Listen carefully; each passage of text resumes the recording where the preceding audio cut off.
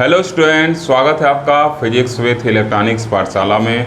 आज के इस लेक्चर में हम लोग स्पेक्ट्रोस्कोपी यूनिट फर्स्ट का एक और नया और इम्पॉर्टेंट और काफ़ी इंटरेस्टिंग टॉपिक पढ़ेंगे, जिसका नाम होगा selection rule for transition and intensity rule. तो पहले मैं बोर्ड पे लिखा हूँ, फर्स्ट सेक्शन में हम लोग सिलेक्शन रूल्स फॉर ट्रांजिशन पढ़ेंगे और फिर इसके बाद आज ही इसी वीडियो में हम लोग क्या पढ़ेंगे, इंटेंसिटी रूल भी पढ़ेंगे। किसके लिए? स्पेक्ट्रल लाइन के लिए। और कोशिश रहेगा कि आज ही हम लोग फर्स्ट चैप्टर भी फिनिश कर देंगे स्पेक्ट्रा का, मतलब इसके बाद एक और वीडियो मैं कोशिश करूँगा कि आपको दिया जाए और ताकि आपका आज ही फर्स्ट चैप्टर फिनिश हो जाए। ओके, तो देखिए, आप सिलेक्शन रूल पे जाने से पहले मैं कुछ डेली लाइफ के एग्जाम्पल से रिलेट करना चाहता हूँ। तो देखिए, नेचर में कोई भी चीज़ है, कोई भी वस्तु है, कोई भी चीज़ है, वो हमेशा अपने स्टेबल कंडीशन में रहना चाहती है। जैसे मान स्टेबल कंडीशन में क्या मतलब, कम एनर्जी खर्च करना पड़े। जैसे मान लीजिए आप ट्रेन में कहीं ट्रेवल कर रहे हैं, ट्रेन में आप खड़े हैं, ठीक, और आपको बैठने के लिए दे दिया जाए और सोने के लिए दे दिया, तीन ऑप्शन दिया जाए आपको कि आपको ट्रेन में खड़े होकर जाना है, दूसरा ट्रेन में बैठ कर जाना है और तीसरा ट्रेन में सो कर जाना है। तो जाहिर सी बात है, आप सो कर जाने वाला ही जो तरीका है उसी को क्या करेंगे, पसंद करेंगे। क्यों? क्योंकि अगर खड़े होकर जाएंगे तो आपको क्या करना पड़ेगा, ज़्यादा एनर्जी खर्च करना पड़ेगा। बैठ के जाएंगे तब भी थकान लगेगा, लेकिन अगर सो के जाएंगे तो क्या होगा, थकान कम लगेगा, मतलब आपको कम एनर्जी खर्च करना पड़ेगा, ठीक। और आप अपने आप को क्या करेंगे, स्टेबल फील करेंगे। सोए रहेंगे तो अपने आप को क्या करेंगे, स्टेबल फील करेंगे। मतलब तीन स्टेट थे। जैसे आपका जो स्टैंडिंग वाला है उसको मैं मान ले रहा हूँ एक्साइटेड स्टेट, उसको क्या मान रहा हूँ, एक्साइटेड स्टेट, और उसको क्या मान रहा हूँ, सेकेंड एक्साइटेड स्टेट। और जो आपका स्टैंडिंग वाला पोजीशन है, सॉरी देखिए फिर से रिलेट कर रहा हूँ, इसको जोड़ने की कोशिश कर रहा हूँ मैं। जो आप खड़े हैं उसको मैं मान ले रहा हूँ, जो स्टैंडिंग वाला पोजीशन है आपका उसको मैं मान ले रहा हूँ एक्साइटेड स्टेट फर्स्ट, सेकंड मान ले रहा हूँ, ठीक। और जो आपका सीटिंग वाला पोजीशन है, जो आपका सीटिंग वाला पोजीशन है उसको मैं मान ले रहा हूँ एक्साइटेड स्टेट फर्स्ट, और जो आपका स्लीपिंग वाला पोजीशन है उसको मैं मान ले रहा हूँ ग्राउंड स्टेट, ठीक। तो देखिए, आपके पास तीन ऑप्शन दिए गए कि आपको ट्रेन में खड़ा होकर जाना है, दूसरा बैठ कर जाना है और तीसरा सो कर जाना है। तो आप कौन सा ऑप्शन लेंगे इसमें से कि मैं सो कर जाऊंगा, मतलब स्लीपिंग मोड में मैं जाऊंगा, सो के आराम से जाऊंगा, ये ऑप्शन चूज करेंगे। क्यों ये चूज कर रहे हैं? क्योंकि आपको पता है कि सो के जाएंगे आराम से तो कम एनर्जी खर्च करेंगे, कम एनर्जी खर्च होगा और साथ ही साथ क्या होगा, स्टेबल रहेंगे। खड़े होकर जाएंगे कहीं ब्रेक वगैरह लगे तो आप हो सकता है ऐसे गिर भी सकते हैं एक दूसरे के ऊपर। बैठ के जाएंगे तब भी थकान लगेगा। तो हमेशा आप क्या चाहेंगे कि ग्राउंड स्टेट में आना चाहेंगे, स्टेबल कंडीशन में आना चाहेंगे, जहाँ पे आपको कम एनर्जी खर्च करना पड़े। लेकिन अगर ये तीसरा ऑप्शन हटा दें आपके पास, मतलब ग्राउंड स्टेट वाला ऑप्शन हटा दें, तो आप एक्साइटेड स्टेट फर्स्ट से मतलब खड़े जब हैं तो कहेंगे कहीं बैठने कहीं मिल जाता तो काफ़ी अच्छा रहता, ठीक। तो जब खड़े रहेंगे तो उस टाइम अगर ये तीसरा ऑप्शन नहीं है स्लीपिंग मोड वाला, तो आप कहते काश कहीं बैठने को मिल जाता, तब भी हमारे लिए बेटर होता और कम एनर्जी खर्च होता, ठीक। तो मतलब आप जब एक्साइटेड स्टेट फर्स्ट से सेकंड में आ रहे हैं तब भी आप क्या कर रहे हैं, अपने आप को स्टेबल महसूस कर रहे हैं। लेकिन जब क्या कर रहे हैं, एक्साइटेड स्टेट फर्स्ट से डायरेक्ट आप ग्राउंड स्टेट में आ रहे हैं तो अपने आप को मोर स्टेबल महसूस कर रहे हैं। इसका मतलब आपको कम एनर्जी खर्च करना पड़ रहा है और आराम से सोकर क्या करेंगे, अपनी जर्नी को करेंगे, ठीक। तो ऐसे ही एटम के साथ भी होता है। एटम भी क्या चाहता है कि हमको ग्राउंड स्टेट पर रहना पड़े। जब फोटॉन को एब्जॉर्ब करके एटम क्या होता है, एक्साइटेड स्टेट में जाता है तो वहाँ क्या करता है, अपने आप को अनस्टेबल फील करता है, क्योंकि वहाँ उसकी एनर्जी क्या होती है, काफ़ी ज़्यादा होती है। तो वो भी कोशिश करता है कि नीचे जंप कर जाएं और स्टेबल कंडीशन में चल जाएं, ताकि कम एनर्जी वहाँ रहे और आसानी से क्या करेंगे, स्टेबल कंडीशन में पड़े रहेंगे, ठीक। तो वो सोचेगा कि अगर ग्राउंड स्टेट में नहीं जा पा रहे हैं तो कम से कम सेकेंड एक्साइटेड स्टेट से तो फर्स्ट एक्साइटेड स्टेट में ही चले जाएँ, या अगर ऑप्शन है तो एक्साइटेड स्टेट सेकेंड से हम क्या करें, जंप करके डायरेक्ट ग्राउंड स्टेट में चल जाएं। उससे क्या होगा, एटम भी स्टेबल हो जाएगा, ठीक। अगर एक और एक्साइटेड स्टेट थर्ड की बात करें तो आप ऐसे भी कर सकते हैं, आपको ट्रेन के बाहर लटका कर भेजा जाए तो ये क्या हो सकता है, एक्साइटेड स्टेट थर्ड हो सकता है। तो अगर ये भी ऑप्शन रहे तो आप कहेंगे ट्रेन के अंदर खड़ा होकर जाने वाला ये ऑप्शन क्या बेटर है, क्योंकि इसके अपेक्षा इसमें कम एनर्जी लगेगा और स्टेबल फील करेंगे। वैसे एटम भी क्या करेगा, कहेगा तीसरे से दूसरे में भी आ जाएंगे तब भी हम अपने आप को थोड़ा बेटर फील करेंगे, क्योंकि एनर्जी क्या होगा वहाँ पे कम एनर्जी लगेगा। आपको पता है कि ग्राउंड स्टेट का एनर्जी सबसे कम होता है और जैसे से ऊपर बढ़ते हैं एनर्जी क्या होता है, बढ़ते जाता है। ये हम लोग बोहर से टाइम मॉडल में देख चुके थे। ठीक। तो जैसे आप डेली लाइफ में सोच रहे हैं ना कि सो के आराम से एकदम सो के चलते, वैसे ही एटम भी सोचता है कि अपने स्टेबल कंडीशन में आ जाए, मतलब ग्राउंड स्टेट में आ जाए। ठीक। तो देखिए आपको ट्रेन में सोने के लिए क्या लेना पड़ेगा या बैठने के लिए क्या लेना पड़ेगा, टिकट लेना पड़ेगा। एक रूल होगा, उसके अकॉर्डिंग टिकट मिलेगा, आपका सीट अलॉट होगा। वैसे ही एटम को भी किसी भी एक्साइटेड स्टेट से, किसी भी हाई एक्साइटेड स्टेट से, किसी भी लो एक्साइटेड स्टेट मतलब किसी भी हायर एनर्जी लेवल से किसी भी लो एनर्जी लेवल में आने के लिए एक रूल होगा, जिसको हम क्या कहेंगे, सिलेक्शन रूल कहेंगे। ऐसा नहीं है कि जहाँ मन करे वहीं कूद जाएगा। ऐसा नहीं है कि आप ट्रेन में अपने आप को स्टेबल करने के लिए जहाँ मन करे वहीं बैठ जाए, पता चले TTI फाइन मार दे। ठीक। तो वैसे ही आप टिकट लेंगे, उस पर नंबर रहेगा कि इस सीट पे बैठना है, इस डिब्बे में इस सीट पे बैठना है, तो आप उसी पे बैठेंगे, वही आपके लिए स्टेबल होगा। उसी तरीके से इस एटम के लिए भी उसको किस एक्साइटेड स्टेट से किस स्टेट में जंप करना है, उसके लिए भी क्या होगा, एक सिलेक्शन रूल होगा, जिसके अकॉर्डिंग वो क्या करेगा, ट्रांजिशन करेगा। मतलब जिसके अकॉर्डिंग क्या करेगा, वो जंप करके उस वाले स्टेट में पहुँचेगा। जैसे आप ट्रेन में क्या कर रहे हैं, अपने सीट पर जाके बैठ रहे हैं, सो रहे हैं, वैसे एटम भी क्या करेगा, जिस स्टेट में क्या होगा उसको सिलेक्शन रूल अलाउ करेगा, उसी स्टेट में क्या करेगा, जंप करके आएगा और वहाँ पे क्या करेगा, वो बैठेगा। ठीक। तो इसीलिए सिलेक्शन रूल बनाया गया है। ठीक। तो अब देख लेते हैं, आई थिंक आप सिलेक्शन रूल समझ गए होंगे।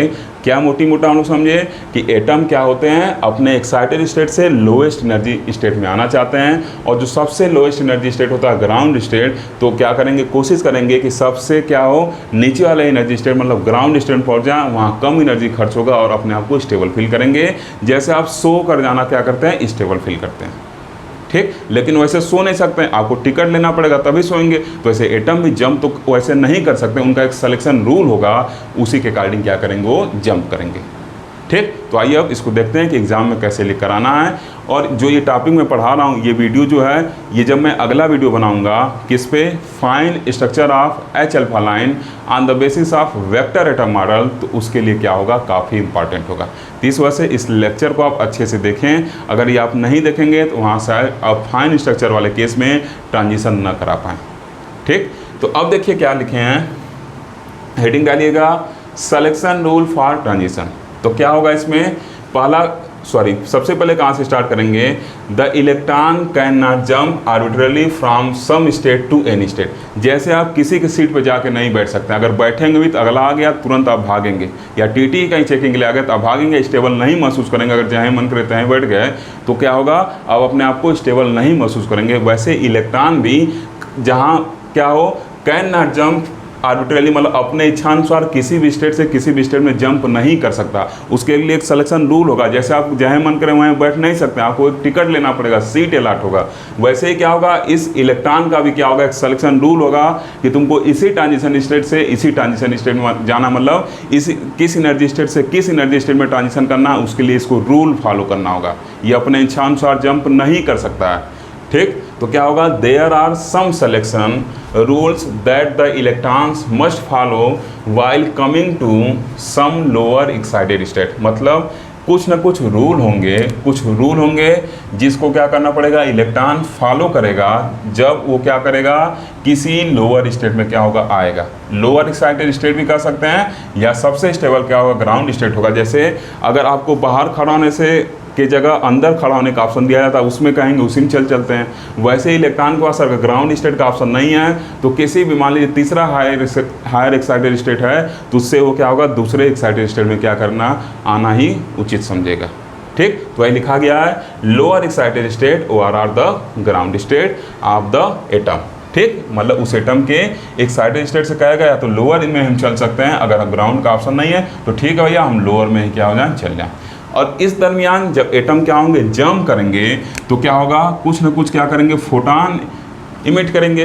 अब जब ये फोटान इमिट करेंगे तो क्या होगा, उनका एक पर्टिकुलर वेवलेंथ होगा। जैसे फोटान क्या है, फोटान का एक डेफिनेट, जैसे मान लीजिए नीचे आ रहे हैं E equal to H nu, ठीक, इतना हुआ, तो जिसका एनर्जी ज़्यादा होगा उसका फ्रीक्वेंसी ज़्यादा होगा, तो आप इसको ऐसे भी लिख सकते हैं SC/λ, ठीक। तो जिसका एनर्जी ज़्यादा होगा उसका वेवलेंथ क्या होगा, कम होगा। इसका मतलब क्या होगा, अब अलग अलग स्टेट से अलग अलग स्टेट में जब जंप करेंगे तो अलग अलग वेवलेंथ के लाइट को इमिट करेंगे, और अलग अलग वेवलेंथ के लाइट को इमिट करना ही क्या कहते हैं, वेवलेंथ अलग अलग होना मतलब क्या, कलर अलग अलग होना, ठीक। तो मतलब अलग अलग कलर के लाइट को इमिट करेंगे और इसी को हम लोग क्या कहते हैं, स्पेक्ट्रा कहते हैं। तो अगर आपको पता हो कि इस एटम का ये स्पेक्ट्रा होगा और आप वही सेम स्पेक्ट्रा पा जाएं तो आप उसको एनालाइज कर सकते हैं कि ये तो दिया गया एटम यही है। जैसे आप अपने दोस्त को देखें, ठीक, अगर उसका कहीं फ़ोटो पा जाते हैं तो आप तुरंत पहचान बता देंगे कि डेफिनेटली ये तो मेरा दोस्त ही है।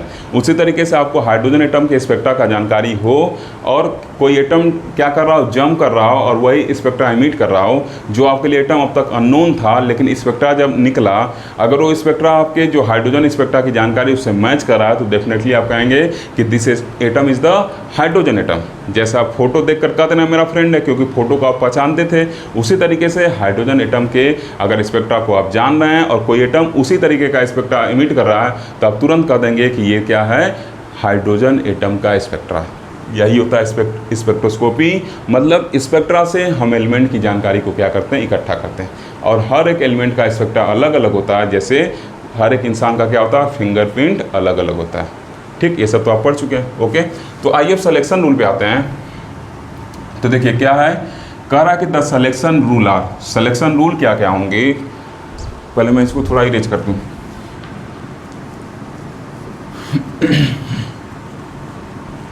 देखिए सिलेक्शन रूल क्या होगा, जो पहला सिलेक्शन रूल है क्या कर रहा है कि quantum number n can take any value. जो क्वांटम नंबर n होगा वो कोई वैल्यू ले सकता है, जरूरी नहीं है कि दूसरे तीसरे से दूसरे में आए, चौथे दूसरे में, उसके लिए कोई रूल नहीं है। वो किसी भी ऑर्बिट से, मतलब चौथे एनर्जी स्टेट से दूसरे में आ सकता है, चौथे से तीसरे में आ सकता है, पाँचवें से चौथे में आ सकता है, किसी में भी आ सकता है, ठीक। It means there is no restriction on total quantum number n। इसका मतलब टोटल क्वांटम नंबर n पे कोई रिस्ट्रिक्शन नहीं है, कोई से प्रतिबंध नहीं है। ये तीसरे से दूसरे में आए, तीसरे से पहले में आए, कहीं भी ये जंप कर सकता है। मतलब अगर क्वांटम नंबर के सेंस में बात करें तो इलेक्ट्रॉन किसी भी ऑर्बिट से किसी भी ऑर्बिट क्या कर सकता है, जंप कर सकता है। और ये हम लोग बोहर्स एटॉमिक मॉडल में देख भी चुके थे, ठीक। जब वहाँ पे लाइमन बाउमन पार्सन सीरीज दिए थे तो क्या हुआ था, किसी से भी किसी में जंप कर जा रहा था, ठीक।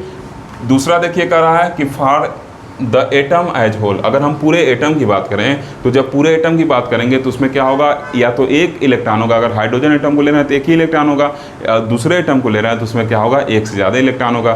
तो मतलब एज अ होल हम एटम की अगर बात करें तो क्या होगा, यल मस्ट चेंजेस। तो यल क्या होना चाहिए, ये कैपिटल यल क्या है आपका, जितने भी इलेक्ट्रॉन हैं सबका जो क्या है आपका ऑर्बिटल क्वांटम नंबर है उनका सम होता है। ये मैं बता चुका था पीछे, अगर आप लेक्चर पिछला देखे होंगे जो पीछे हम लोग, तो ये क्या है, यल आई होता है, जो क्या होता है कैपिटल यल के बराबर होता है। और डिपेंड करता है कि अगर मान लीजिए 3 इलेक्ट्रॉन है तो आई इक्वल टू 1 2 3 होगा, और ये सबके सम के क्या होता है, बराबर होता है, ठीक। तो जो डेल यल होना चाहिए, डेल्टा यल होना चाहिए, या तो 0 होना चाहिए या तो +-1 होना चाहिए, ठीक। ये सब रूल आपको याद रहने चाहिए क्योंकि अभी नेक्स्ट लेक्चर में हम इसको यूज करेंगे, ठीक। लेकिन इसमें देखिए एक और शर्त है, फॉर हाइड्रोजन लाइक एटम। अगर हम सिंगल इलेक्ट्रॉन एटम की बात करें, जैसे क्या हो गया हाइड्रोजन एटम की बात करें, H एटम या He+, Li2+, ये सब क्या हाइड्रोजन लाइक एटम है, मैं पीछे बता चुका हूँ। तो इस केस में जो डेल्टा L = 0 वाला ट्रांजिशन होगा ये अलाउड नहीं होगा, ये फॉरबिडन होगा। मतलब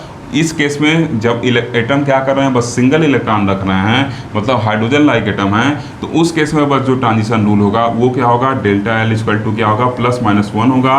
उस केस में डेल्टा L = 0 नहीं होगा। ये चीज़ आप याद रखे रहिएगा क्योंकि फाइन स्ट्रक्चर में यही लाइन हम यूज करेंगे, ठीक।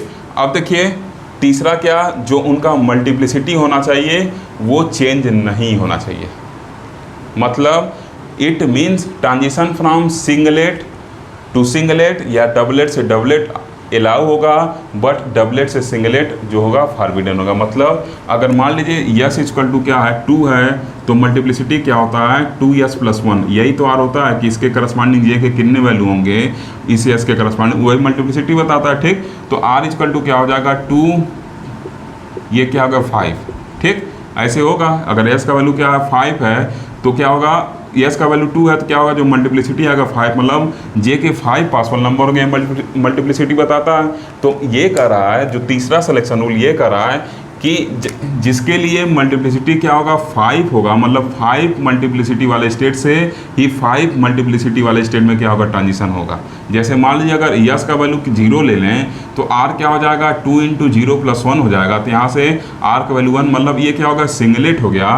तो ट्रांजिशन उसी स्टेट से उसी स्टेट में होगा जिसका मल्टीप्लिसिटी सेम हो, मतलब इसके लिए भी यस का वैल्यू 0 होना चाहिए और इसके लिए भी यस का वैल्यू क्या होना चाहिए 0 होना चाहिए, तभी तो आपका डेल एस 0 होगा। और ये मल्टीप्लिसिटी क्या होगा, ये सिंगलेट है, ये सिंगलेट है क्योंकि दोनों के लिए जो आर का वैल्यू क्या होगा 1 होगा और ये क्या होगा 1 होगा। ठीक, तो ये क्या होगा आपका सिंगलेट। या अगर डबलेट की बात करें हम, तो डबलेट की बात करेंगे तो क्या होगा, अगर इसका वैल्यू हाफ हो जाए तो क्या हो जाएगा 2 हो जाएगा, तो आर इक्वल टू 2 डबलेट हो जाएगा। मतलब अगर कोई डबलेट वाला स्टेट है तो डबलेट वाले स्टेट से डबलेट वाले स्टेट में ही ट्रांजिशन होगा। ऐसा नहीं है कि किसी डबलेट से सिंगलेट में ट्रांजिशन हो।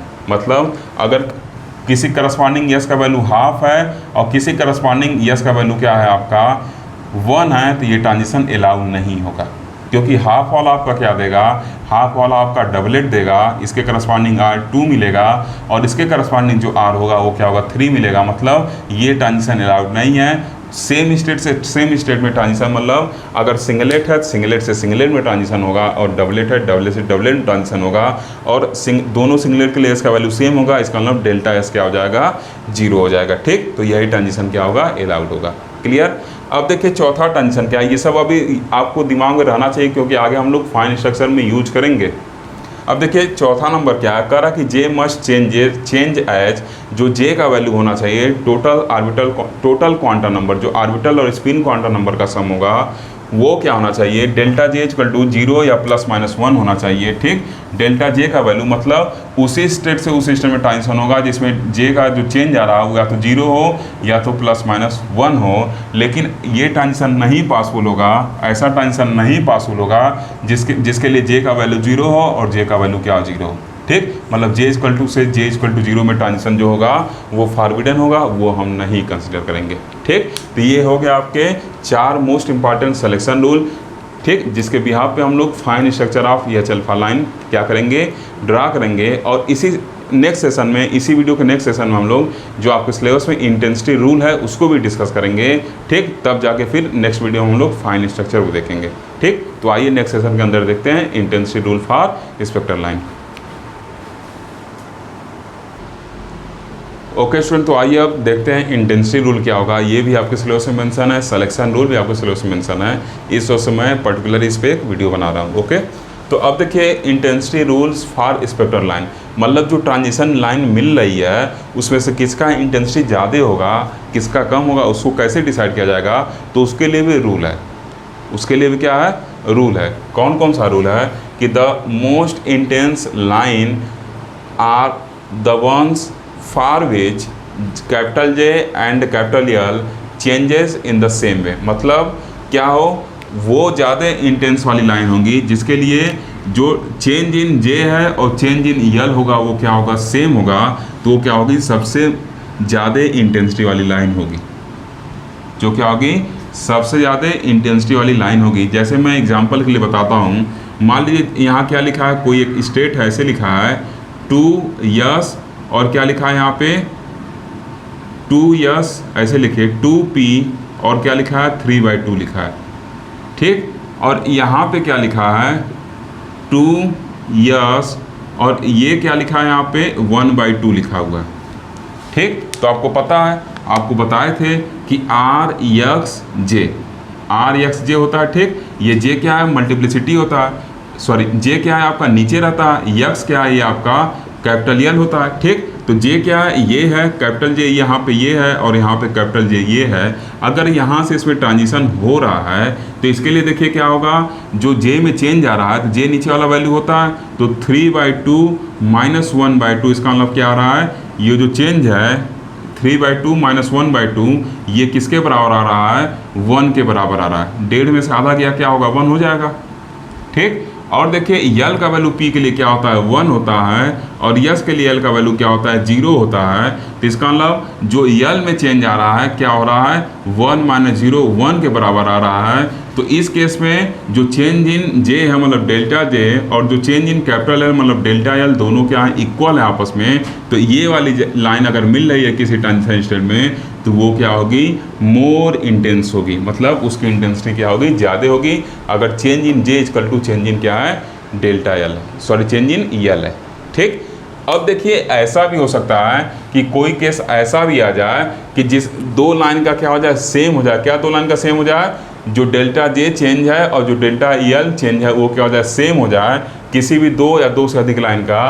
तो उस केस में आप कैसे बताएंगे कि कौन सा, मतलब मान लीजिए एक केस और कंसिडर कर रहा हूँ, मान लीजिए मैं बता रहा हूँ, एक मिनट। ये मान लीजिए क्या है, एक यहाँ पे स्टेट मिल रहा है, ये क्या है 2D 5/2 है, और यहाँ पे आपका क्या मिल रहा है 2D 5/2 है ये। ठीक, और यहाँ पे क्या है, एक दूसरा स्टेट है, वैसे मान लीजिए एक दूसरा स्टेट बना रहे हैं हम, जिसके लिए वैल्यू क्या है, या ऐसे मान लीजिए 2D 5/2 से 2P 3/2 में हम क्या कर रहे हैं, ट्रांजिशन कर रहे हैं। ठीक, तो यहाँ पे देखिए ट्रांजिशन होगा क्योंकि दोनों क्या है, सेम। देखिए मल्टीप्लिसिटी रखना है, 2 है, और यहाँ देखिए जो जे का वैल्यू है, इस केस में जो जे का वैल्यू है वो क्या है आपका 5/2 है, और इस केस में जो जे का वैल्यू वो क्या 3/2 है। तो चेंज इन जे क्या आएगा आपका, 1 आएगा। 2.5 में से 1.5 गया, कितना बचेगा, 1 बचेगा। ठीक, और यहाँ जो डी का वैल्यू होगा, डी का वैल्यू क्या होगा, डी के लिए यल का वैल्यू क्या होगा, यल का वैल्यू 2 होगा, और पी के लिए यल का वैल्यू क्या होगा, पी के लिए यल का वैल्यू क्या होगा, यहाँ पे जो पी के लिए यल का वैल्यू है वो क्या होगा आपका 1 होगा। तो चेंज इन यल क्या होगा, ये भी 1 आ गया। मतलब इस केस में भी डेल्टा जे इक्वल टू क्या है, डेल्टा यल है। और एक केस और हम लोग देखें, इस केस में भी क्या है, delta J equal to delta L है। तो अब कैसे डिसाइड करेंगे कि किसकी इंटेंसिटी ज़्यादा होगी। अगर एक मिलता तब तो हम पहले वाले स्टेटमेंट से डिसाइड कर लेते, लेकिन एक केस ऐसा और मिल जा रहा है जिसमें क्या है आपका, दोनों के लिए चेंज इन जे है चेंज इन एल के बराबर है। तो इस केस में क्या लिखा गया है कि if there are more lines for which delta J equal to delta L, then the transition from higher J value will be more intense. इसका मतलब जो ट्रांजिशन हायर जे वैल्यू क्या, जे का वैल्यू नीचे वाला होता है, ये 5/2 है, ये क्या 3/2 से ट्रांजिशन हो रहा है, ये 5/2 से ट्रांजिशन हो रहा है। इसका मतलब ये वाला जो लाइन होगा इसका इंटेंसिटी क्या करेंगे हम,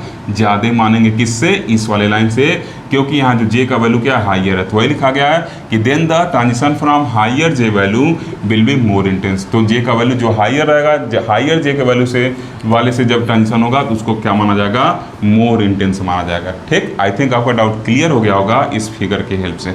ओके, तो पहले क्या देखेंगे, अगर delta J equal to delta L है, केवल एक ही लाइन के लिए कंडीशन मिल रहा है तो उसी को मोर इंटेंस मानेंगे। लेकिन अगर एक से ज़्यादा लाइन के लिए delta J equal to delta L मिल जा रहा है तो उस टाइम वैसे लाइन को मोर इंटेंस माना जाएगा जिसके लिए जे का वैल्यू क्या हो, बड़ा हो। मतलब जिसके लिए जो इलेक्ट्रॉन जंप कर रहा हो उस स्टेट के करस्पॉन्डिंग जे का वैल्यू क्या हो, बड़ा हो। तो जैसे देखिए यहाँ 5/2 था, यहाँ से जब जंप कर रहा था, यहाँ जंप कर रहा था, जे का वैल्यू 3/2 है, तो इसका मतलब ये बड़ा है, 5/2 2.5 है, 1.5 है, तो 2.5 क्या है, ये बड़ा है, 2.5 है। ठीक, तो इसका मतलब क्या होगा, ये वाला क्या होगा, मोर इंटेंस होगा, जो ये स्पेक्ट्रल लाइन है। क्लियर। अब इसी चीज़ को हम लोग एच अल्फा लाइन में सब ये सब यूज करने वाले हैं, इंटेंसिटी रूल और ट्रांजिशन सिलेक्शन रूल, उसकी हेल्प से fine structure of H alpha line next lecture में देखेंगे on the behalf of vector atom model. ठीक, तो अगर आपका आज का लेक्चर आपको अगर अच्छा लगा हो तो ज़रूर लाइक करिए, शेयर करिए, तथा अगर आपने अभी तक चैनल सब्सक्राइब नहीं किया है तो सब्सक्राइब भी करिए, और साथ ही साथ अपना वैल्यूएबल फीडबैक भी ज़रूर दीजिए ताकि आपको और इनर्जेटिक लेक्चर प्रोवाइड किया जाए। Thank you for watching.